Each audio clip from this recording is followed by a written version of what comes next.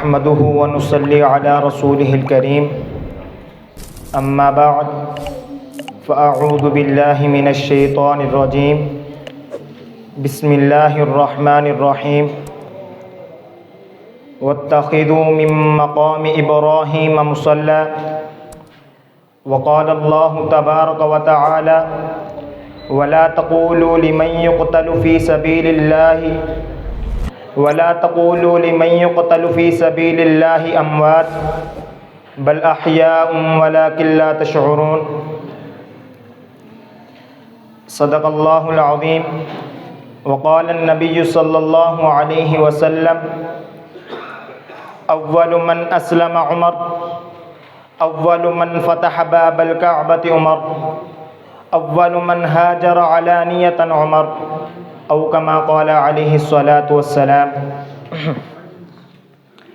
وہ شاہ شہیداں وہ امام عاشقاں، وہ شاہ شہیداں وہ امام عاشقاں، سالکان منزل حیرت کا میرے کارواں، خود کو شمشیر برہانہ جو رسالت کی کہے، وہ پناہ گاہ یتیماں وہ خلیفہ بے کساں۔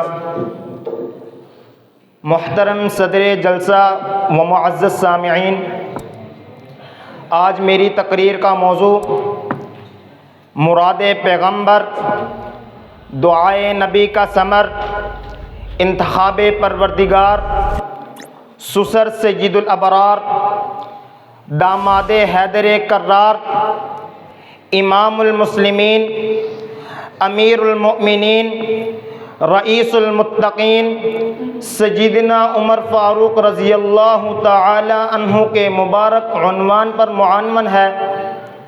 سامعین مکرم، عمر ہی وہ واحد شخص تھا جو آیا تو قرآن پڑھتے ہوئے، پھر روانہ ہو گیا تو بھی قرآن پڑھتے ہوئے۔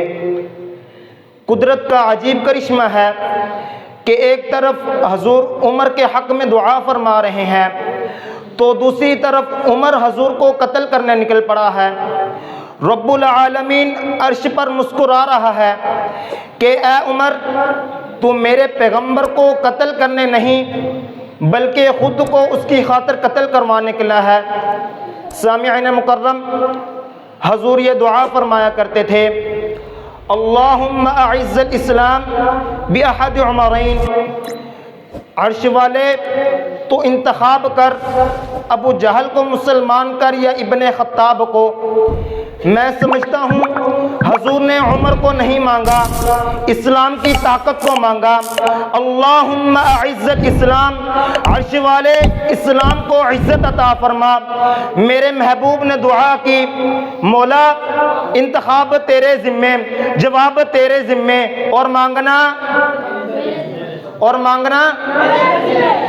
مولا ابو جہل کو مسلمان کر یا ابن خطاب کو۔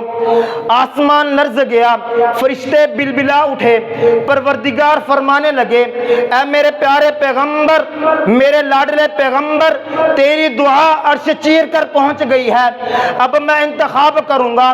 میں نے ابو جہل کے دل کو دیکھا، وہ مردہ، افسردہ، زندیق، بے دین، بدترین لعین ہے، وہ تیرا دشمن ہے۔ ابو جہل کو میں کتے کی موت ماروں گا، لڑکوں کے ہاتھ سے قتل کرواؤں گا، اس کے گلے میں لعنت کا توق ڈلواؤں گا۔ محمد، تیری دعا پر میں عمر کو تیرے دروازے پر لاؤں گا، خوشیاں منواؤں گا، نعرے تکبیر لگواؤں گا، اس کے ہاتھ سے دین کا جھنڈا لہرواؤں گا، اس کی بیٹی تیرے گھر میں بسواؤں گا، اس کو فاروق اعظم بناؤں گا، تیرا خلیفہ بناؤں گا۔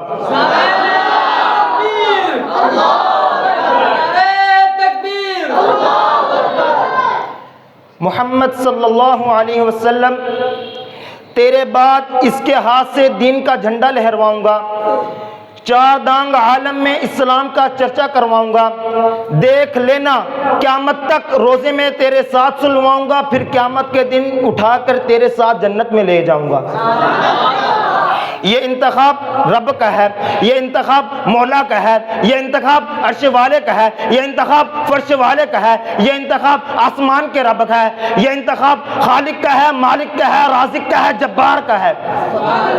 سامعین مکرم، خلیل نے جس کو مانگا وہ حضور اکرم میرے دلبر نے جس کو مانگا وہ فاروق اعظم، خلیل کا مدعا حضور انور، میرے محبوب کا مدعا سیدنا عمر فاروق۔ خلیل نے جس کو مانگا 5000 سال بعد آیا، میرے محبوب نے جس کو سویرے مانگا شام کو آ گیا۔ خلیل نے جس کو مانگا اس کے ساتھ ملاقات معراج میں ہوئی، میرے محبوب نے جس کو مانگا اس کے ساتھ ایسی ملاقات ہوئی کہ قیامت تک جدائی کا تصور ہی نہیں۔